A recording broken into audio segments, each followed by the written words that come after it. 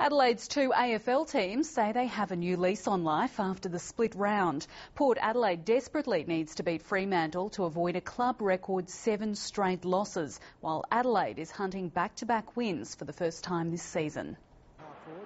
Adelaide's win over reigning wooden spooner Melbourne was heralded in many quarters as the turning point in the club's woeful season. But the Crows themselves aren't getting carried away. It's only 1 of 10 games, so we'll tick that one off and move on to next week. Adelaide's intent on rebuilding its reputation as an honest, competitive outfit, and football parks as a graveyard for visiting teams.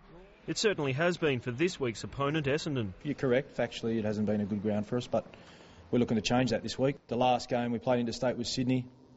Thought we acquitted ourselves very well, albeit we didn't get the points. The Bombers' defence will be without the injured Tate Pears and the suspended Dustin Fletcher. Forward Angus Monfries should return to the side, but ruckman David Hill aggravated his hamstring injury at training. Crows midfielder David McKay's ankle injury could keep him out for up to 6 weeks. But the club hopes key defender Nathan Bock will prove his fitness before Saturday night.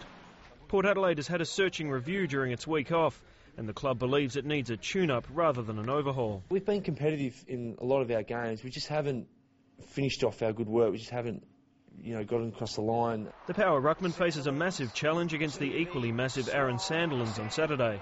He'll largely shoulder that burden solo, but wouldn't be surprised if the club brings in more ruck support over the off-season. It's something that the club will be looking at for sure. I'm not getting any younger either. Port will lose vice-captain Jacob Surgeon, but expects Stephen Salopek to resume from a shoulder injury. Pete McDonald, ABC News.